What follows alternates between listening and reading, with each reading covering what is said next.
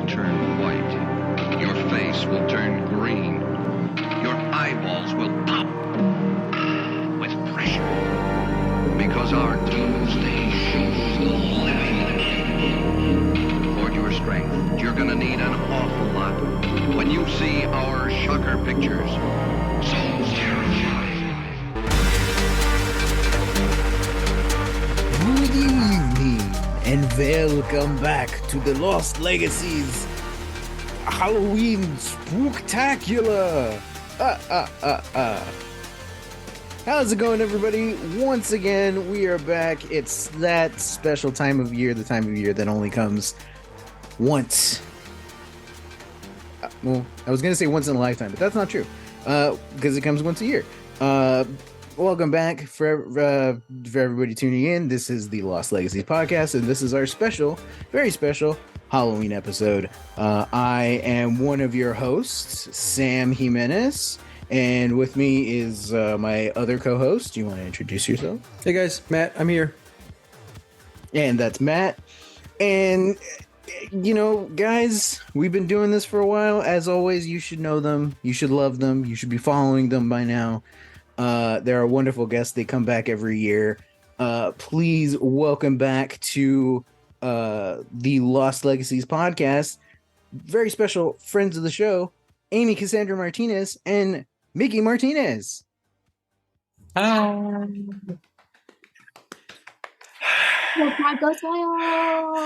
Excuse me, Sam, I believe that's Lost Legacies Halloween movie trivia champion, Amy Cassandra Martinez. I'm so sorry. Yes. 2 years in a row. 2 years in a row. Yeah. It's true. Wow. Yeah. I also feel like you made the same joke of the crowd goes wild. Probably. It's my go-to. I re-listened to our first two episodes, our previous Halloween episodes in preparation of this one, and no, she didn't do that. Oh. Get your facts straight, Mickey. Both times I didn't do that. Nope, both times you I didn't should do have it. listened. I should have went back. You don't listen to the show, Mickey? I should have went back and listened. Oh, okay. Okay. That's my nightmare right there. I've gotten to the point where I have listened to more Lost Legacies episodes than I have Lost episodes. Nice. Watch. Wow. So I'm learning stuff through the podcast. No, okay. Let me ask you this: how comfortable do you feel? Like do you feel like you know what's going on? You know, with everything that Matt and I are feel telling like you. I understand what's going on. I feel like it's like two friends telling me a story. Okay, Interesting. I love that. Because like the longer we do it, it's becoming less and less like a recap. Yeah. Yeah. Those first 2 years, man. There were some episodes where I'm editing it and I'm like, oh my God, it's beat for beat just describing what you just watched, you know? But I mean, does anybody really know what's happening in Lost? They're supposed to be lost, so I guess that's true. So I guess I'm right there with you guys. Nice.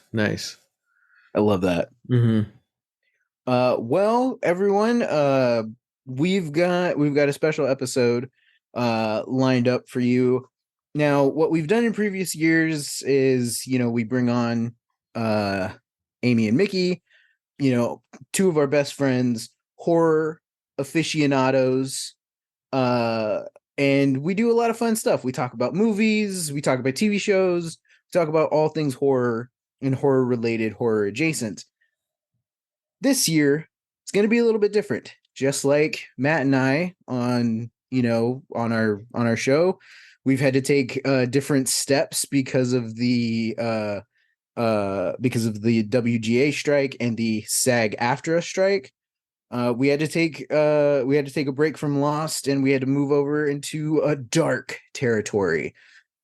So even though the WGA strike has officially ended, SAG-AFTRA is still very much on strike. So in order to not cross any picket lines, in order to, you know, make sure we're still standing in solidarity, we're going to be doing something a little bit different.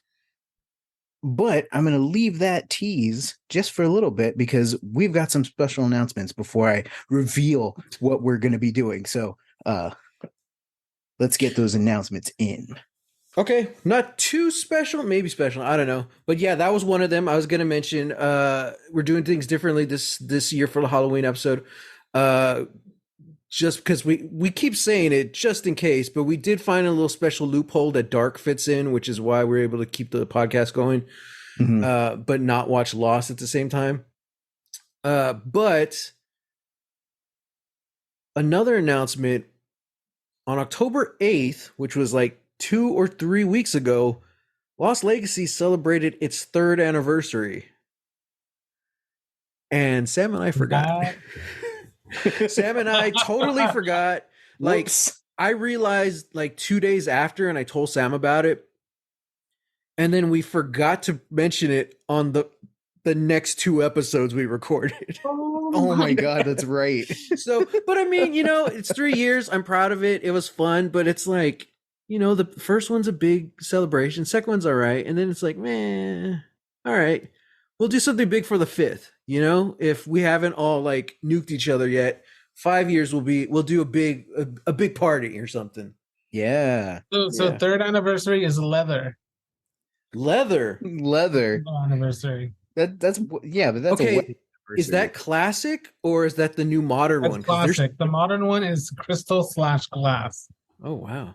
Mm, I feel like that's kind of early for crystal. I don't know. yeah. I do Leather's too. cool. Well, so 5th anniversary is wood for classic and silverware for modern. Oh, fancy. Matt, I'm gonna get you a nice I don't know, monogrammed silverware set, but it's just gonna have LL on it. I was gonna mix it up. I was gonna get you a wooden silverware. Ooh, So woodenware, I guess, like a wooden Woodenware. spoon We have- and knife. We have wooden Yeah. spoons. Yeah, exactly. So, Matt, I'm guys, gonna get you a ladle. I'm gonna get you a ladle that has our little logo on it. There you go. there you go. Yeah. So we just want to say thank you, everyone, for listening. It's been a crazy 3 years and fun. So, yeah, hopefully stick around. And I know things are different because we're kind of stopped one show and we jumped into another one, but you guys are still listening. So just wanted to send in everyone a big thank you. And lastly, the last announcement is once again, I will be doing trivia. But since we're not going to do horror movie trivia, I will be doing, I don't know, Halloween / just horror genre trivia. You're gonna have to really be on your toes this time, guys, because they're all over the place. Are they still multiple Amy's going choice? down. Some of Okay. them are multiple choice. Oh, ooh. I Okay. like multiple choice, I think. So I'll tell you what, I'll start with the first question, and then Sam, you can take the episode and just bring me back for the trivia whenever. All you're right. ready. Okay. First one. Ladies, gentlemen, friends, foes, how many pounds of candy corn are produced in America each year? No multiple choice, just guess. Produced. 50,000. Wow. Okay. Produced, not eaten. Right, Correct. produced. Mhm. Dang. I thought I thought I was gonna have the bigger number, but Mickey went pretty high. And this Price is Right rules, What's that? Like closest is the winner? you can't go over, right? Yeah, I think that's what it is. You can't go. You can't be over. go over. Okay, but the closest to Closest the is number winner, wins. but you can't go over. Okay, all right. We could do that. This is for 5 points then. All right, 35,000. 35,000. Okay. Okay. I'm trying to read Matt's body language because he said, okay, right. Yeah, can't go over. Got it. Screw it. 100,000. These are all very, very low, guys. America alone produces 35 million pounds of candy corn each year. Oh my God! So, Who eats Amy, candy corn? I know it's the worst candy ever. It's Take not that that back. bad. Get out of here! It's not that bad. Well, I then don't I'll know. just take Stand the by points that glowing away. recommendation. No, Amy gets the 5 points. Thank you. Starting off strong. Sure. Yeah. Got a lot of strong feelings over here. I got a lot of wrong opinions about candy over here. Jeez. All right, enough of that. Here's what we're going to talk about. So, the candy corn thing threw me off. So now I have. We can talk about candy. Now I'm upset. Here's the thing. Yes, Amy and Mickey are horror aficionados. They're best friends. But they're not just pretty faces or lovely voices. They're also filmmakers. And we went and did a crazy thing this year. And we went and made a horror movie. Hey. Mickey wrote it and directed it. I co-produced it with our other producer, Val. Amy starred in it. We had a bunch of people who were in it who helped us out. We shot for 2 days out in Los Angeles. And because we're like the definition of indie filmmaking, we didn't fall under any of the things to where we would be crossing picket lines for the WGA or SAG-AFTRA. And we checked and double checked and triple checked. So we are in the clear. The WGA stuff at the time. Yeah. So yeah, I thought it would be really cool to bring on our friends and have them talk about what it was like making a movie this year. So we're gonna start with Mickey. I don't really have like formal questions, but just kind of want to know where did your inspiration first come from to make your movie? So the movie, it's a proof of concept short. It's called Lechuza. It's about the creature of mythological Latin American origins. And where it came from, well, where the idea came from was when I was a kid, my dad would tell me a bunch of stories about it. And as I grew older, I started finding some other mythology about it, like books and some like videos about sightings and stuff. And I realized, oh, my dad didn't just make this up. He didn't just pull the tongue out of his ass. Like it's like this tale that's passed down. It's this creature. It's this cryptid. And so I did more research on it, and it kind of just stuck with me for a few years. And it stuck with me mostly because I couldn't find any movies on it, and I couldn't find any media on it. And it's this very prevalent story in my life that wasn't reflected anywhere else. And so when I was working on this other film about it's mostly about witchcraft, it was basically me trying to do the craft. And so I was writing this craft film, and I realized that it needs what it's missing is that it needs more flavor to it. It needs to be brujeria. It needs to be Mexican. And so when I turned it Mexican, I realized that the plot revolves around this like evil witch that punishes these sisters for abusing their magic. And I realized that a lot of like what I was pulling from was different cryptids from Latin America, and I wanted to like focus on one and then bring that into the story. And Lechuza was like the best thing I could use, because it just, I think it fit very, very, very well. And so I wrote out that feature film, and I've written a few drafts of it, and I think it's really, really nice. I think it works. I think it's fun. It's scary. It's emotional. And I want to make it because it feels very close to home, and I really wanted to be the person to do that. But we don't have much money ourselves, and there's no reason for people to give us money right now. We haven't really proven ourselves. So what I wanted to do is I wanted to raise some money and make a short. So that's a proof of concept short. It's like letting people know this is my idea and this is what I can do with it with this amount of money.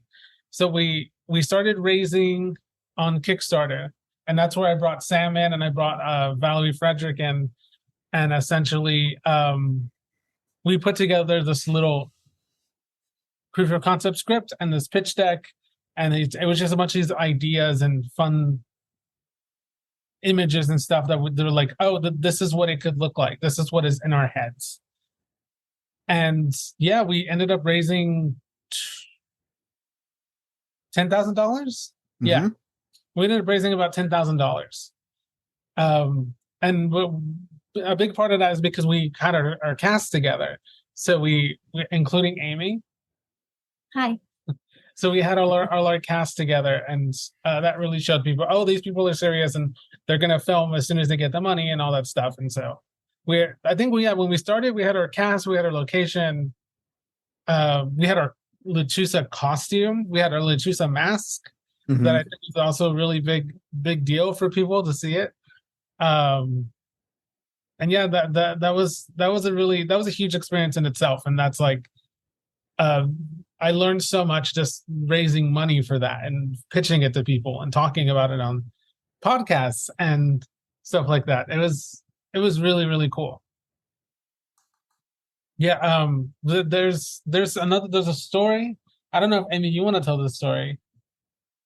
There's a story about somebody who donated to the podcast. I mean, to the Kickstarter. That donated a large sum of money to the Kickstarter. Mm-hmm. Do you want to tell it? Yeah, I can tell it without crossing anything, right? Yeah. Yeah. Yeah. Okay. It all started one evening. I can't remember what month. Maybe March or April, perhaps. And I was at this award show celebrating talented people for their things and what they've done. And I was behind some actors at this table. And these actors were Violet McGraw, Madeline McGraw, and Mason Thames. And they're from things that you've seen them in, but I will not talk about. And they're fantastic. And I started chatting with them. And once I finished talking with them, we talked about all kinds of things and people, including Mike Flanagan. I opened up my phone and I saw that Mickey had, at the time, it was still Twitter. Now it's X, formerly known as Twitter. He had tweeted. I had X'd. You had X? Is that how X'd it? X'd it? He had. It's posted. It's posted. I don't know. I don't think that's gonna catch on. No, that's not gonna catch on. Okay. No, I didn't make it. It's not mine. I think it's X'd. I X'd you. I sent you an X. Whoa. I re-X'd you. Anyway, so he tweeted that, he was just trying to find a way to get Mike Flanagan's attention. So then I mentioned Mike Flanagan and said, hey, it was lovely chatting with Violet. We talked about how wonderful you are, or whatever, something along those lines, because we had actually met him at Season Screamings, which is like the younger brother, I guess you could say, of Midsummer Scream in Los Angeles. It's a convention. It's a horror convention. Okay. So, Okay. yeah, it was nice. And I was like, oh, nicely timed. Cool. Put my phone down. Mickey texted me not too long after and was like, Amy. And I was like, what? And then he sent me a screenshot. Mike Flanagan, who's done so many things, which you should totally look up on IMDb and places. He donated money. I don't want to disclose how much for privacy reasons, but we were shocked, to say the least. And naturally, I started crying. So, yeah, that happened. And he also, I think, retweeted you. Yeah, he retweeted us, so you got us like more traction. Yeah, and he also responded to the tweet and said, give my love to Violet. And I was like, ah. And that was that. And seeing his name as one of our pledges was definitely so surreal, given the fact that we are big fans of his. Yeah, and he's in the credits. Yeah. Credits. So shout out to Mike Flanagan. Thank you, sir. And yeah, it's one of the coolest things I think has ever happened to us. Okay, I got a question, Amy. When you saw that and you started crying, were you still at that show? Oh yeah. No, I can cry anywhere. So was everyone asking, "Hey, what's wrong? Why are you crying?" And like, Mike Flanagan Well, made me cry. so this was near the end. So it was like I think I had already completely finished. And then naturally tears started falling out of my eyeballs like freaking waterfalls. So I sat down because I needed to. And then I was like, oh my God, oh my God. And yeah, I think I did have a friend and she was like, what's up? And I was like, oh my God. So once I was able to coherently speak, I let her know what was going on. And then naturally I shared that information with everyone around me. I was like, hi, because people are just catching up afterward and they're like, oh, how's life? Oh, good. And at that moment, I was like, well, boy, do I have some news to share with you. So we are doing Kickstarter and guess who just donated? Oh my God, it was Mike Flanagan. So that was lovely. But yeah, once the tears calmed down, I was able to function again and then tell that story to as many people as possible because people should know Mike Flanagan's amazing. Yeah. It was really, really, really cool. And then when we wrapped on we finished everything on the film very recently actually. And so I was able to send it out to everyone. And since I have Mike Flanagan's email now, I sent it to him. What? And I was like, hey, this is the thing. So I hope you like it. Sam, you didn't know that? You talked about the email and you were like, yeah, like, can you just make sure that you got it? And I was like, yeah, of course I got it. And I looked at my phone and I was like, yeah, I got it. It didn't even click to me that we were going to send this to Mike Flanagan. So what would happen is like I sent it to everyone who got they backed it and they got the digital and everything above, right? But there's some people who backed it, sent a lot of money or sent it like a good amount of money and they hit like no reward. Like I think you did that too. So they hit no reward, but I still wanted them to see what they gave money to. So I sent them a viewing link instead of like a Dropbox. I sent them like I think I sent them the Film Freeway link or the Vimeo link, the 4K one. So I sent it to them, and Mike Flanagan, I sent it individually. Like I sent it just his own email. Nice. Wow.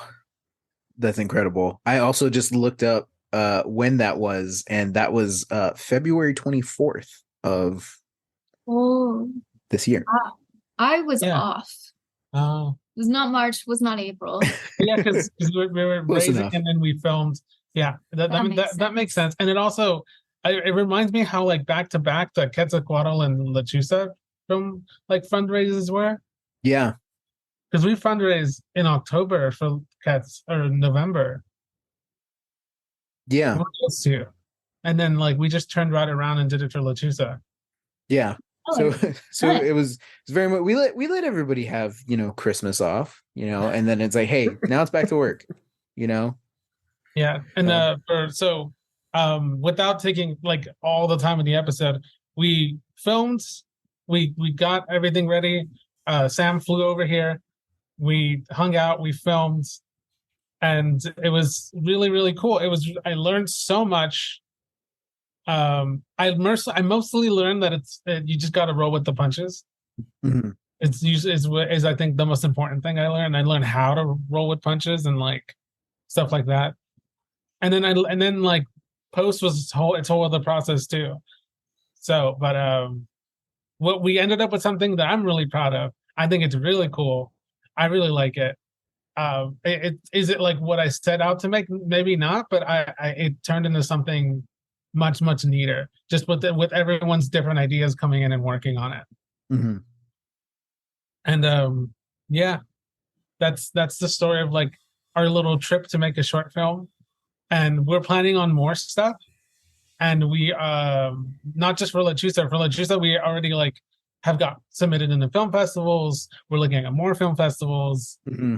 It's going to be a really, really fun ride, but we're also already looking for more stuff to make. So more on that later. I have 2 words for you. Cinematic universe. Oh. Start now. before you have any unique individual ideas, we'll just start with the big one because it seems to work so far, right? For Yeah, sure. I'm actually not sure exactly how much I can talk about this, but I was going to I was pitching to this comic company about some stuff that I have. It's a really, really new horror comic company.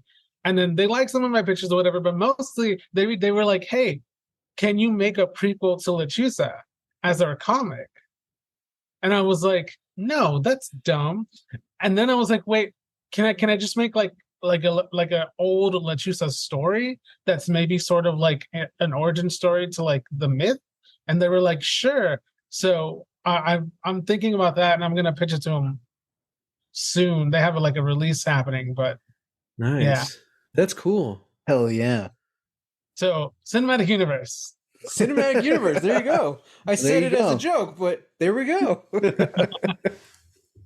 See, and here I thought we were just gonna do more like Mexican American creatures or monsters, and start doing that. Because Mickey, didn't you like pitch a Chupacabra movie? Like I did. as Well, a I didn't- joke, a couple of months because ago. we were on a podcast, and I like thought of I had been thinking of it, and I was like talking about it, and then as I was saying it, I was like, no, that's actually really good. I want to do that. And so now I wrote it as a book. Ooh. I wrote it as like a Goosebumps book, so it's like middle grade. Mhm. It's like a middle grade Goosebumps type book that I want to hopefully like turn into like a little Goosebumps series of like Latin American tales for like middle grade kids. Love that. The Love only that. issue is that like I don't read that many books, and so when I finished writing it, I was like, I have to read this now. I have to go back and read it, and so that, I'm stuck at that like point where I have to go back and read it and make edits and stuff. Yeah. But I finished it. I finished like from beginning to end. Hey, there you go. That's step one. But yeah. Lechuza was great. It was a really good experience. I don't know about you guys. If you guys want to talk about your experiences with it. Well, I was going to ask Amy. Mickey said that he's written different versions of Lechusa, and I know he lets me read them. I know you read them. What are some? I'm trying to think. What are some of the differences that you were excited? That you were excited to like, or maybe not differences. Sorry. What were some of the things that you were really excited to like explore? In the film that we made, and maybe what's something that you would like to see from the feature when we eventually make it? Well, great question, Samuel. I think it was really fun to go from seeing words come out of Mickey's mind onto paper and saying those words on film and now seeing them on screen. That's a trippy little journey. And I think what was really cool was I honestly can't remember much about the earlier drafts because it was a while ago. I feel like people sometimes forget how long things can take to get made because, money, whatever, obstacles, all kinds of things. So once we had a final script, I loved the idea of being able to interact with my on-screen sisters and have that dynamic between all of us because we're all grieving in our own ways. But it was really cool to see how we were all so different, even though we were all feeling the same way. Mm-hmm. And getting to experience that on set at such a beautiful location. Goodness, stunning. Oh, creepy, spooky, but so perfect. That was really cool. As far as what I would love to see in the feature, I mean, there's so many parts of like the full feature that we have read. I'm sure there would be some tweaks in the future. But there's so many little, not storylines, but characters, perhaps, that, we have not been introduced to yet. I would be excited to see that. I would love to see more interaction between all of us, all of the sisters. But of course, I mean, this was a proof of concept short, so it gives you a little taste, a little appetizer to what we can actually do. And some of the scenes with some of the spooky elements were so freaking fun. And I can only imagine like how cool that would be in a bigger setting, bigger budget. Hey-oh. And just I can imagine, like special effects and like creature design and all these cool things with the makeup and fog and smoke and all those cool things. It's just literally all my favorite parts from the short, just in a bigger thing. So there's something I didn't want to talk about was that Matt's, because Matt's so quiet right now. There is a version of the film that has a character written in it based on Matt, not based on Matt, but written for Matt. So Matt slightly different. So Matt is supposed to be in the movie. It's just that with the short, we had to like nix his character because there was too many characters. And we didn't want to pay you, so. I don't even know. Yeah, and we would have to pay you. But yeah, there's this character in one of the drafts written for Matt, and I don't even know if Matt knew that. He might have. I knew it. At a certain point, I found out. So hopefully we get to do that. I'm excited. And something else that I don't know. I think Sam knows that. I'm gonna cut this into like a sizzle reel. Like the short's gonna get cut into like a sizzle reel to get put in a pitch deck. Yeah. So that's gonna be part of it too. So it's this whole process of trying to get funding for the feature based on this short. Okay, just real quick, we have so many listeners. Can you do just like really quick explain the differences between like just doing a short film, doing a proof of concept, doing your pitch deck? Like, how do you approach those differently, and like what is it actually? Sure. So a lot of that I kind of just learned now, like doing it, like doing this, like especially like with Sam was there for most of it too, because we decided we wanted to do a short in Lechusa. I brought in Valerie Frederick, not just because she's a genius, but also because like she has like this really cool perspective that keeps us in line, which is nice. And then the film has a lot of a disabled main character, and we wanted to sort of have a deep understanding of like what that meant and what we needed to talk about, what we needed to avoid. And so we wanted to bring in a producer who also was disabled in a similar way. And so I brought in Val, and Val ended up being one of the best parts of doing this whole thing, because like it let me work with someone who, like I said, kind of calls us out on stuff, which is really, really cool. And it's really interesting to like have someone that's not just, because Sam and I kind of think the same. So it's fun to have someone who was like, hey, I don't think people would understand that. And I'm like, no, hey, you know what? You're right. There's like a shorthand that we have to like write over it, if that makes sense. But yeah, so like, wait, what was I saying? There was a point to this. Oh, okay. Yeah. So so after that we had a bunch of meetings of like, oh, what should a short look like? So I wrote a short, and the short was essentially like, it was me looking at other proof of concept shorts.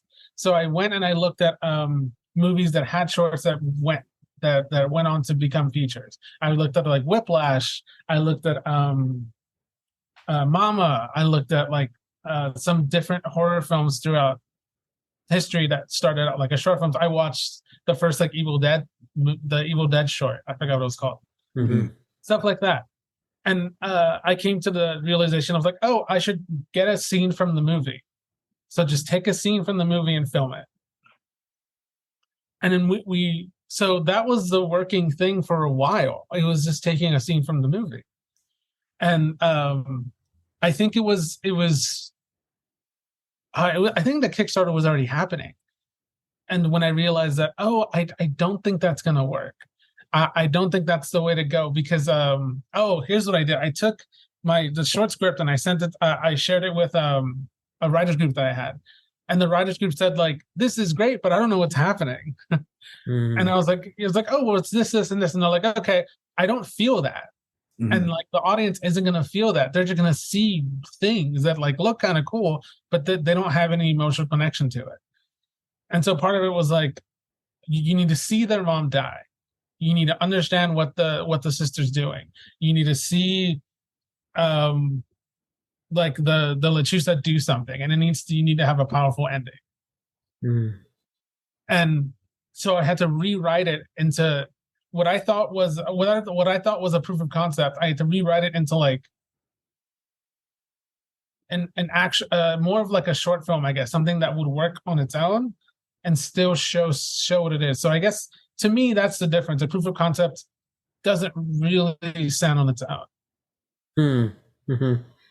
You know what I mean? Kind of like a long trailer.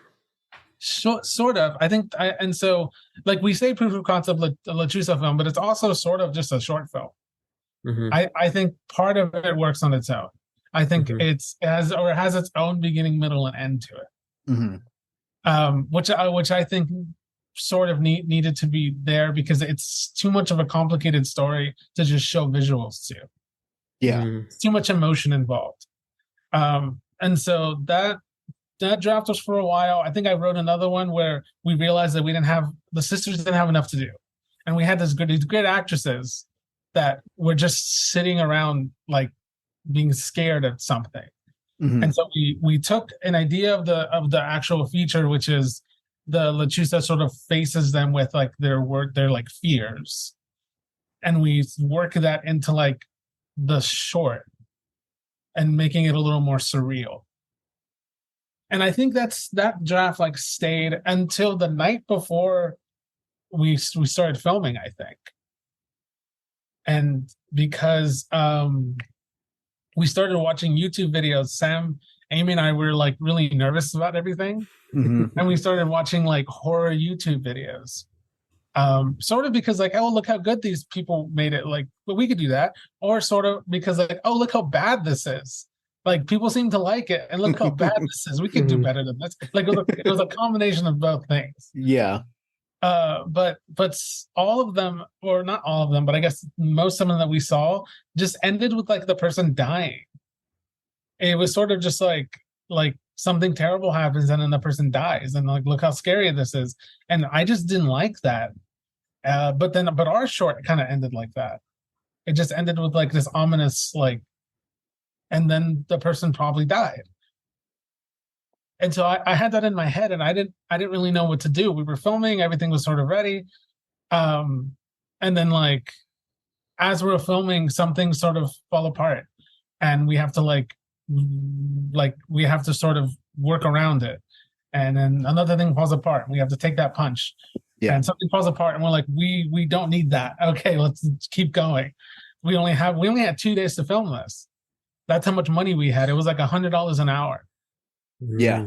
Worth it. But it was $100 an hour.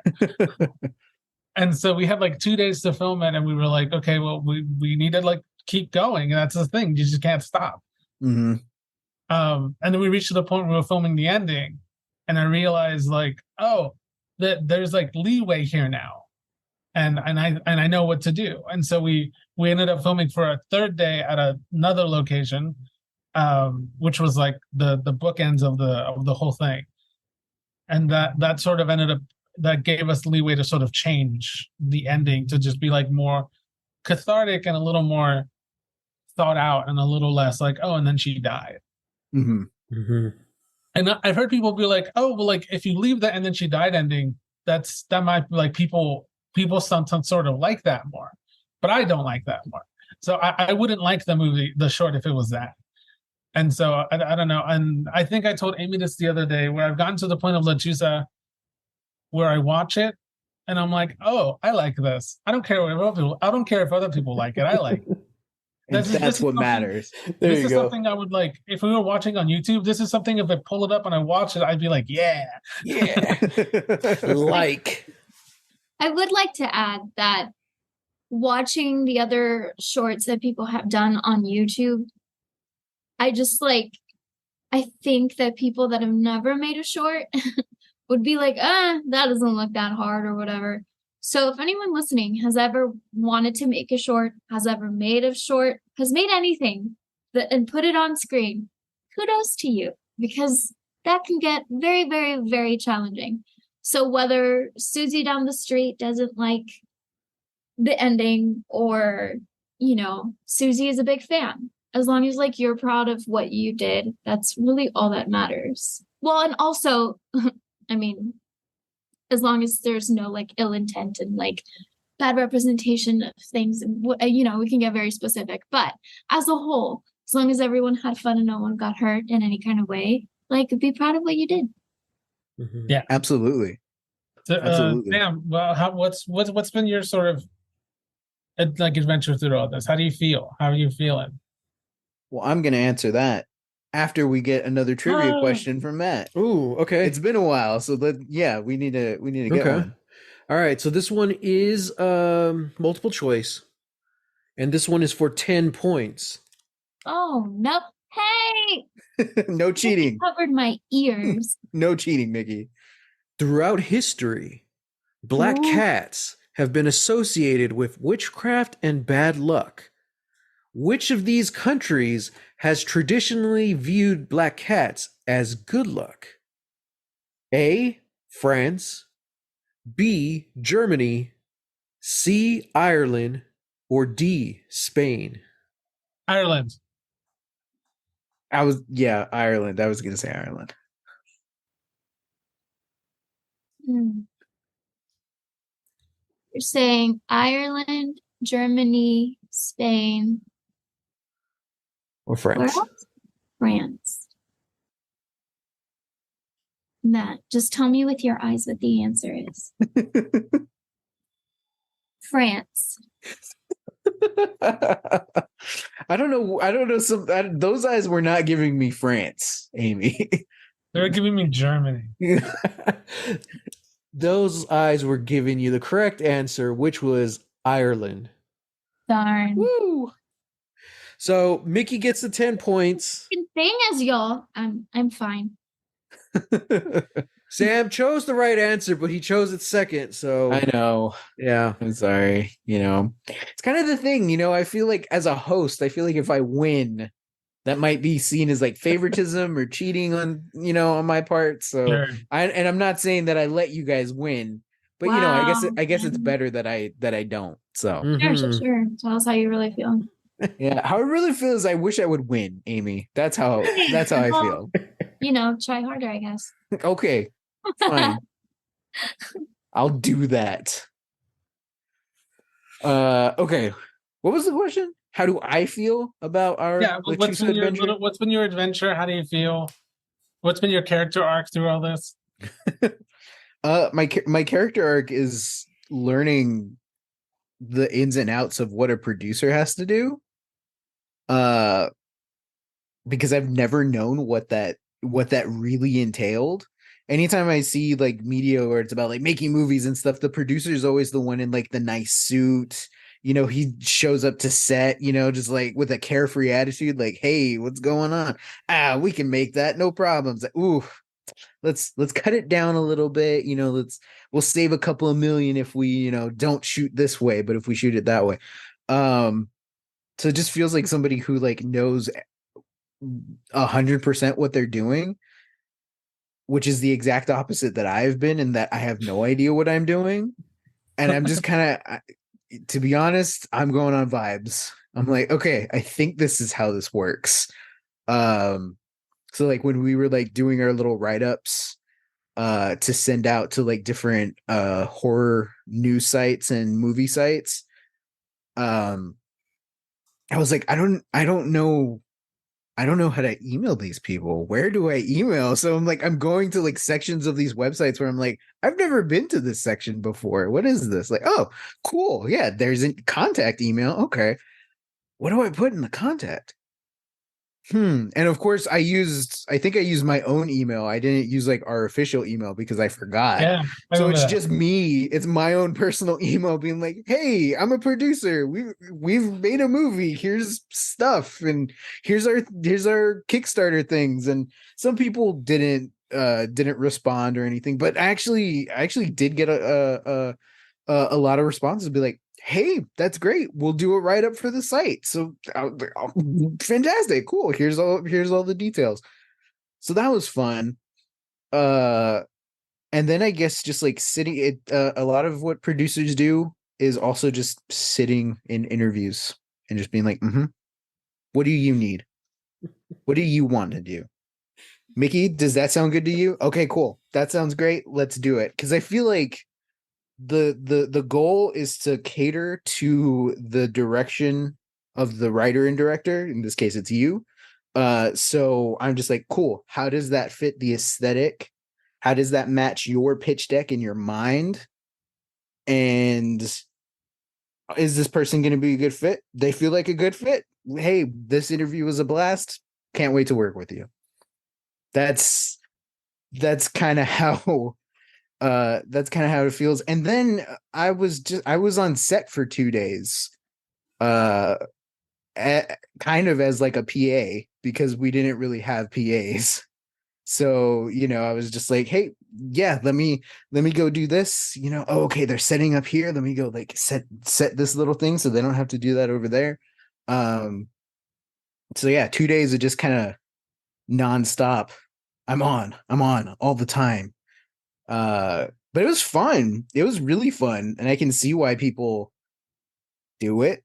I can I it was definitely a different thing because I feel like, doing being a part of film in different respects, like making student films, whether I'm writing or I'm actually a PA or like script supervisor or anything else.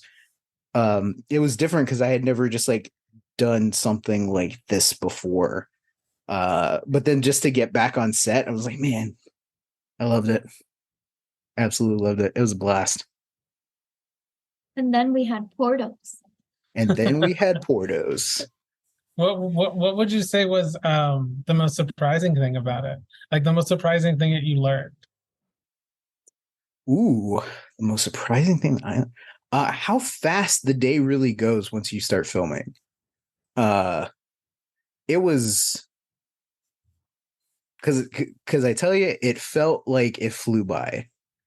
I blinked my eyes and we were like halfway through a shooting day one, and I'm like, okay, are we gonna get everything? Are we gonna get everything we need today?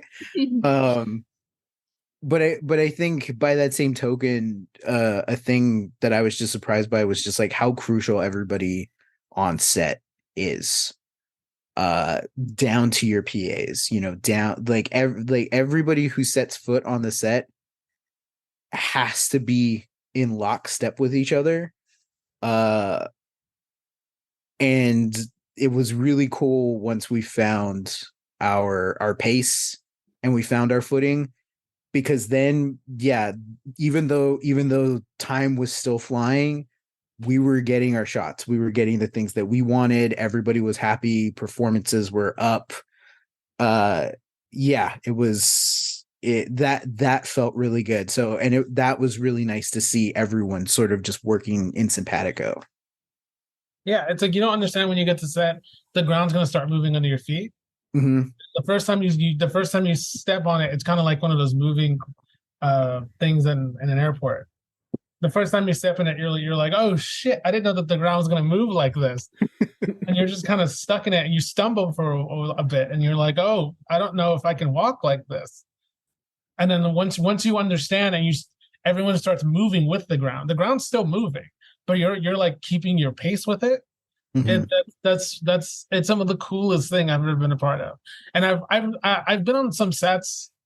I've been on like very big professional sets, like TV sets. I've been on like say C sets. But like I've never felt it like that, Mm-hmm. which is really cool. But yeah, it was a good time. And there's this thing that George Lucas said that really stuck with me all through filming, which is it's not about who can make the better movie, it's about who can make the better movie under the circumstances. I dig that. I really like that. So that's cool.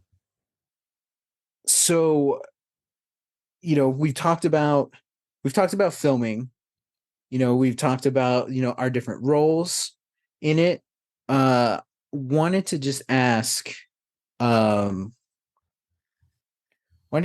like, what's some of the like biggest, what's like the biggest lesson that you guys learned that you want to take with you into different projects?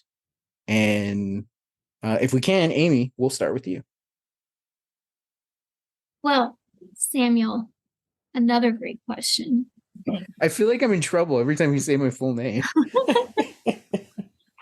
I'm also just buying myself some time to figure out my answer, Samuel. So I would say, honestly, okay, I need to have a little bit of a backstory first, and then I'll fully answer your question. So I come from production as well as like in front of, like being in front of the camera. So knowing the difference between being a PA and being on camera and making sure that you're helping everyone out, but also not stepping on other people's toes. Like that's something that I've kind of had to figure out, because when I worked in commercials as a PA, if it was a union set, you could not do anything else. Mm-hmm. So finding that happy balance of like, okay, yeah, I'm on camera, got it. But like, I still want to know what's going on, because that's just who I am on set, especially where, I want to see what the, hold on, what's the word? Hold on. The focus puller is doing. I want to see that as close as I can get to it. Yeah. It's really cool, because then it helps you understand everyone's role in creating a short film or just a film in general, or anything where you're going to have a camera there.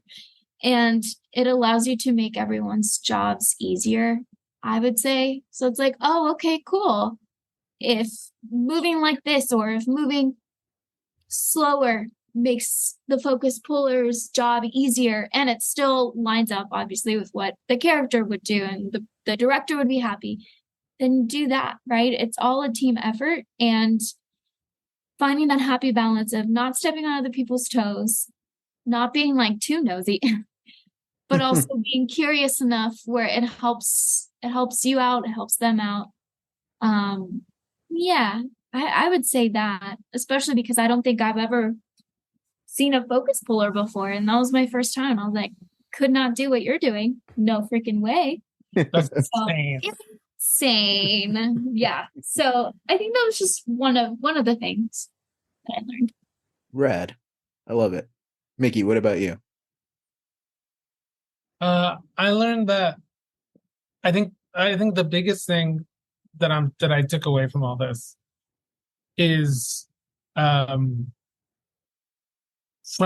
what I was used to was sort of doing everything on my own, because it's mostly just like student films or just me with a camera, and like I would like ask random people to come to my house and I'll tell them what to do, like puppets. And then as I got older, it started being different and like better. But this time I really was looking for like, okay, who's the best person I can get for this? Because I had money to pay them. And so like trying to surround yourself with like some of the best people in that you can find for like the price that you have, I think it's like a skill in itself. it's being able to talk to them and being able to like communicate with them and being able to see what they need. Like I remember we needed to find a makeup person, and we had been searching for a while, and then we ended up just like starting to go through like Instagram for like people who do makeup in LA. Mhm. And we found Tatiana, and we like the only thing I could think of was to like message her, and I just messaged her like, "Hey, we're making a movie. Do you like it's like this and this? Can you do the makeup for this? And is this something you can do? And like we'd love to like meet with you." And she said, "Yeah." So then we like set up like a Zoom meeting, and so Sam, Val, and I met with Tatiana, and like she's really cool and really smart and way smarter than like any of us about what makeup is and what she would need and anything. And then like we just kind of like talked and offered her the job like in that meeting. Mm-hmm. So and like and then when she showed up, she was professional and great, and like it's really really interesting to like just kind of trust your gut about people too. Because I think we had some great people there, and then we all the cast was great. We have a movement coordinator who was like amazing, and we had a virtual set. I don't know, did you know that, Matt? We had like a virtual set going on the whole time. So we had people in we had Val, who's in Texas, my friend Gracie, who was a script coordinator, and we had our sound person Camille, who was there to like just sort of like understand more what was going on and like let us know if she needed anything in particular. Mm-hmm. And so they were all on an iPad on a Zoom call the whole day. Just want to shout out our movement coordinator, whose name is Susie. Yeah, you didn't say her name. Yeah, so the movement coordinator's name is Susie. She's great. She showed up for like to coordinate a lot of the movements for Miriam, and she ended up being like sort of like a stunt person at the end. Yeah, Yeah, that was really cool. That's my favorite. But yeah, and I think everyone did a crazy job. Just Chase, Byron, Roy, you. So it's more of it is about surrounding yourself with really really smart people. Yeah. Well, let's go ahead and get one more trivia question in before we kind of wrap it all up. All right. So this is going to be for 11 points. Why not? On a gloomy day in 1816, Lord Byron proposed a competition of ghost stories. This led to Mary Shelley writing Frankenstein. But what other creature of the dark can trace their origins to that competition? Is it Count Dracula, Cthulhu, Dr. Jekyll and Mr. Hyde, or the Invisible Man? The Invisible Man. What did Amy say? I said C, Dr. Jekyll. Dr. Jekyll and Mr. Hyde. Okay. I'm gonna say C. You agree with her? Okay. You're all wrong. No. It's Count Dracula. What? Because in attendance was Lord Byron's personal physician, a man named John Polidori, something like that, who essentially came up with the idea of the modern day aristocratic gentleman bloodsucker. Oh yeah, it was based on what's his face? Oh. It was based on partially Lord Byron, but he based his on Lord Byron, but Bram Stoker based it off of an actor, I think Henry Irving, maybe. I want to say. So, well, this is an interesting turn of events because y'all all got that one wrong.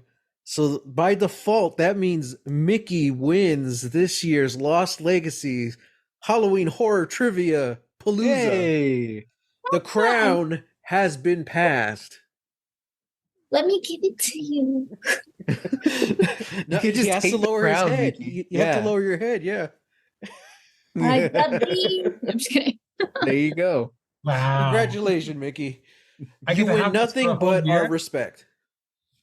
Yeah, Yeah. but don't get used to it. You get our respect for a whole year. Mm-hmm. I'm gonna put a review on iTunes and be like, "This is from the winner of the 3rd annual Halloween trivia." Funny enough, it's the one that didn't involve horror movies that you won. Huh. Who knew? Go figure. Yeah. Well, I just watched the movie Gothic, and they talk about that. Oh, nice. Yeah, they talk about how like the aristocratic vampires is based off of Byron. mhm. Mm. There was a Doctor Who episode that takes place that night at that ghost story competition, and the Frankenstein, the creature, turns out to be like, like a half Cyberman, half Cyberman, monster yeah. thing. Yeah, I was like, oh wow. So I felt That's like I was rad. there in spirit. Well, everyone, that brings our Halloween spooktacular to an end. But we'll be back again next year. Hopefully, Mickey and Amy will be able to join us again. We've had a blast. This has been exciting, and maybe next year we'll talk about the next horror movie that we end up making. Yay. So let's go ahead and sign off, guys. Please plug your socials. Where can the people find you if you want to be found? People can find me at Macabre Martinez. I think that's everywhere. Yeah. Okay.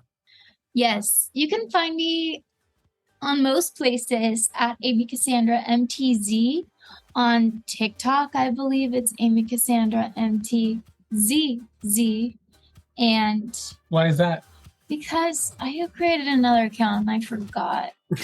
And I can't log in and I can't get it to find it. It bothers me more than y'all will ever know.